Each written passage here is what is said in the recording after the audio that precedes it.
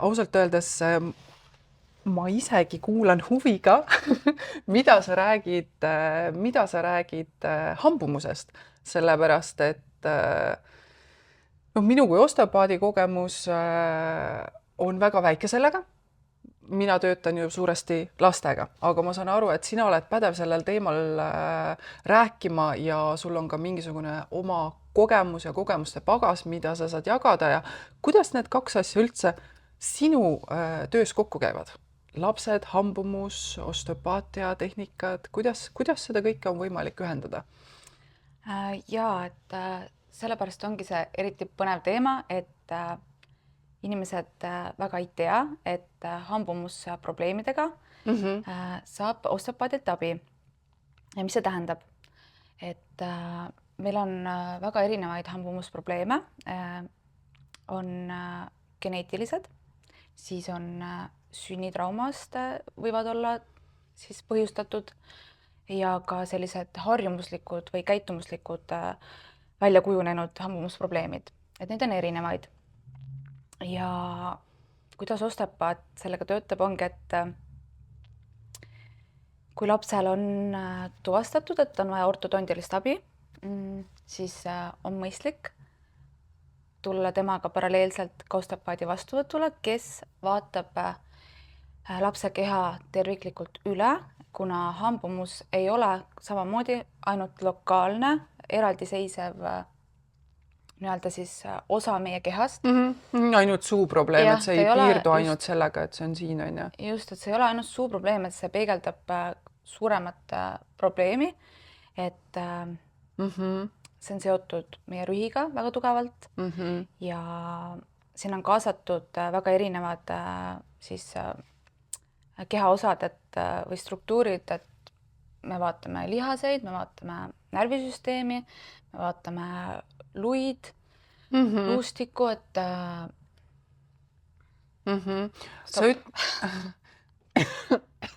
ma küsin küsimuse vahele. Sa ütlesid, et kui lapsel on tuvastatud hambumuse probleem või ortodondi probleem, et kes seda tuvastab, kuidas seda tehakse? Tavaliselt hambaarsti visiidil. Et siis, kui laps hakkab kusagil 3-4 viiakse esimest korda hambaarstile? Et hambaarst tavaliselt teeb saatekirja ortodondile, et siis see on nagu kindel märk, et tal on juba mingi hambumus probleem kujunenud. Et 3-aastaselt võib juba hambaarst märgata ja öelda, et aha, siin on mingisugune hambumusprobleem ja ortodont saab teid aidata või teil on suund sinna. Just, võib. Ja samamoodi ka, kui lihtsalt tulla 3-4-aastase lapsega, kellel on juba piimahambad suus, osteopaadi vastuvõtule, siis me ka juba oskame märgata, kas on hambumusprobleem juba kujunenud või kujunemas, et näiteks piimahammaste puhul on oluline, et laps, kuna piimahambad on oluliselt väiksemad kui jäävhambad, siis on oluline, et piimahammaste vahel oleksid väikesed tühimikud. Mingid vahed vahel on ju, et nad ei oleks hästi tihedalt koos. Jah, et kui me juba näeme, et väga tihedalt on koos, siis see räägib sellest, et kui hambad hakkavad vahetuma, siis suure tõenäosusega tulevad puseriti hambad, sest nad ei mahu lihtsalt sinna ära. Ruumi jääb väheks, just. Okei. Aga sa ütlesid, et tuleb osteopaadi juurde selline 3-4, et kuidas sina seda vaatad, kas sul on mingi tehnika selle jaoks, ma mõtlen mingi aparatuur või sa lihtsalt visuaalselt või? Visuaalselt. Meil ei ole aparatuur, et seetõttu on ka vahel väga oluline koostöö hambaarsti või ortodondiga, et meie röntgeneid ei tee, et meie siis ainult visuaalselt hindame ja ka siis ühesõnaga ongi visuaalne hindamine ja ongi see, et me teame, milline ideaalis või siis normaalne hambumus välja näeb. Seal on omad märgid, oma sellised mõõtepunktid ja visuaalsed hindamised, et selle põhjal siis. Kas mõnikord see võib olla ka lihtsalt niimoodi, et see on lihtsalt iluviga, selline esteetiline või siis ta on alati seotud mingisuguse ma ei tea, teise probleemiga, et kas hambumuse probleem alati toob kaasa mingisuguse teise probleemi endaga, kehalise või kuidas see on? Või see mõnikord on see lihtsalt, et puseriti ja lihtsalt sellepärast, et ilus ei ole, siis tahetakse, ma ei tea, breketeid panna või midagi parandada. Et kuidas sellega on? No üldiselt ikkagi see näitab suuremat probleemi selles mõttes, et kui on puseriti, siis see räägib meile ruumipuudusest.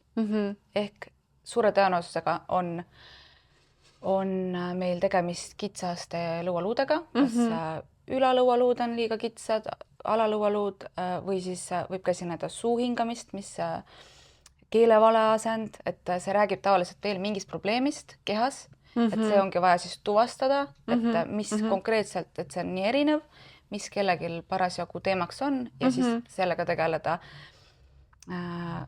individuaalselt, siis ongi igalühel oma, et seal ei ole sellist algoritmi, et meil on hambumusprobleem, et nüüd me teeme seda, vaid me vaatame, kus temal see probleem alguse saab, mis sellega kaasneb ja mida on vaja just temal. Ikka nagu osteopaatias alati personaalne lähenemine. Just, et see on ka siin hambumuse puhul. Ja miks mulle see väga meeldib, ongi, et esiteks, kuna see on see personaalne, me vaatame tõesti, mis lapse kogu kehaga toimub ja kui me räägime lastest, ma siis mainiksin selle ära, et kõige efektiivsem selline hambumuse raviaeg on, ütleme, kuni 10-aastaseni, et see on 3-4, kõige parem on 5, 6, 7 kuni 10, et siis lapse keha tuleb kiiresti kaasa nende muutustega. Ta on liikuvam. Ma just tahtsin küsida, et millega see seotud on, et miks just selles vanuses? Jah, et ta on oluliselt liikuvam, et keha kohaneb palju kiiremini, et need mustrid ei ole veel nii sisse kodeeritud, et me saame muuta neid lihtsamini. Et ta ei ole jäigastunud. Just, ta ei ole veel nii jäigastunud.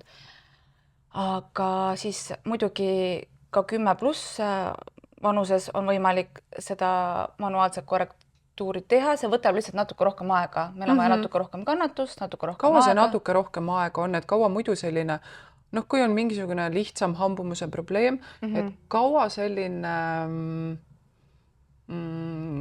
teraapia võiks kesta, ma mõtlen mitte ühe seansi, vaid ajas, et kas see on kuudes, aastates, oskad sa mingi oma kogemus, et võib-olla? Ma ütleksin, et selliste alla 10-aastastel jääb see ikkagi reeglina kuude pikkuseks. Okei, see on päris hea. Ja kui on juba tõesti see üle 10 aasta vana ja väga puseriti hambad, vähe ruumi, et siis võib minna kauem, siis võib 1,5 aastat minna, 2 aastat, et see on nüüd ka hästi individuaalne. Jälle oleneb, millest see tingitud on, mis on kõik kaasatud, mis on kehas, siis vajab korrektsiooni. Et ma olen kuulnud, et on võimalik ka kodus ise last selle aja sees aidata, et mõned osteopaadid oskavad mingisuguseid harjutusi anda ka selle jaoks, et kas sina ka seda teed? Ja ikka, et oleneb nüüd jälle, millega me täpselt tegeleme, kas me tegeleme suuloe laiendamisega või tegeleme keeleasetuse siis muutmisega, et sellest olenevalt on ka erinevad harjutused, mida saab kodus, mida ongi vaja ise ka kodus teha, et see ravi oleks kiirem, efektiivsem, et see aitab kaasa, et lühendab seda aega siis ilmselt, on ju? Just, lühendab täpselt, et selline hambumuse ravi osteopaatiliselt siis näeb välja nii, et umbes 2 nädala tagant oleks vaja käia osteopaadi juures, kes siis vaatab kogu keha üle, kuidas keha on kaasa tulnud muutustega. See on hästi oluline point, et ta tasakaalustab, et ei ole, ma just mõtlen seda, et mitte ükski teine spetsialist tegelikult, kes tegeleb hammastega, täna veel tegelikult ei keskendu ja ei pühendu ju ülejäänud struktuuridele. Et see klassikaline lähenemine ongi see, et meil on suu ja me tegeleme suuga. Et see osteopaadi eelis ongi vist see, et me saame ikkagi läbi käia kõik süsteemid, ja nii nagu sa ütlesid, tasakaalustada, mis on tegelikult üldse laste puhul, isegi kellel ei ole hambumust, see on ju suur asi, kui last saab natukene tema närvisüsteemi tasakaalustada, on ju? Jah, absoluutselt, et ma olengi tähele pannud, et kui ma tegelen hambumusega lapsel, siis tegelikult kogu tema närvisüsteem tuleb kaasa ja lapsevanemad siis ise kommenteerivad, et laps on oluliselt keskendunum, rahulikum, et koolis on tal lihtsam hakkama saada, et seal positiivsed kõrvalmõjud just sellel terviklikul lähenemisel, et me jah, alati vaatame kogu keha üle, et kuidas kogu keha tuleks kaasa selle muutusega, et kui me muudame midagi suus, siis me muudame midagi ka kehas, et see ei ole kuidagi eraldatud. Okei. No väga huvitav igal juhul.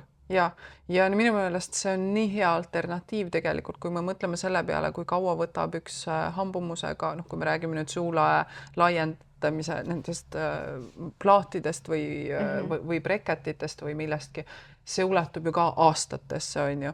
Ja kui see ei ole nüüd haigekassa poolt kinni tasutud, siis see on ju tegelikult päris kulukas ka, on ju. Et igal juhul ma arvan, et osteopaatia täna, kui ta ei ole alternatiiv, aga ta võib olla ka täiesti toetav süsteem sellele hambumusega tegelemisele.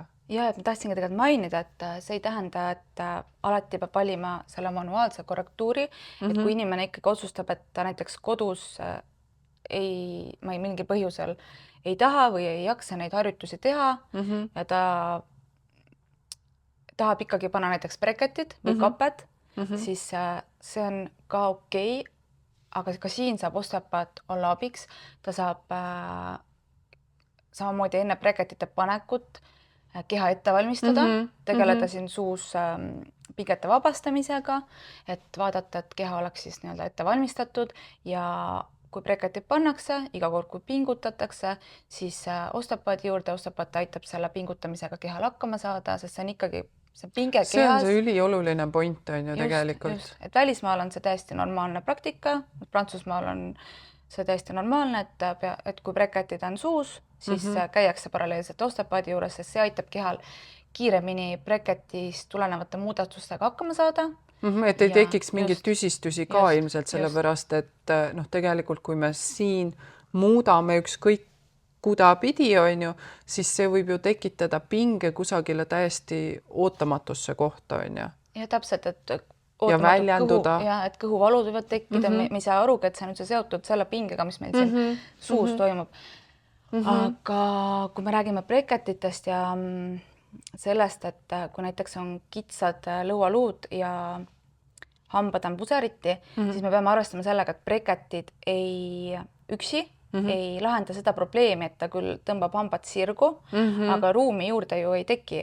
Et siis üldiselt pannakse taha peale breketite äravõtmist, pannakse hammaste taha traadid, et hambad tagasi ei vajuks. Et see näitab seda, et miks hambad tagasi tahavad vajuda, sest neil ei ole endiselt ruumi. Nad on jõuga pandud ritta, aga osteopaatia eelis on see, et me aitame ruumi juurde teha, et kui me ka manuaalselt manipuleerime nii, et me saame hambad sirgu, siis nad ei vaju tagasi, sest pluss, et kogu keha on kaasa tulnud selle muutusega. Väga vahva. Ja see kõlab muidugi nii uskumatult, aga samas see on nii loogiline, et tegelikult see on see sama põhimõte ju, kuidas kõik ülejäänud need laiendid ja kaped ja kõik töötavad, on ju. Lihtsalt meie teeme seda manuaalselt kätega. Ja.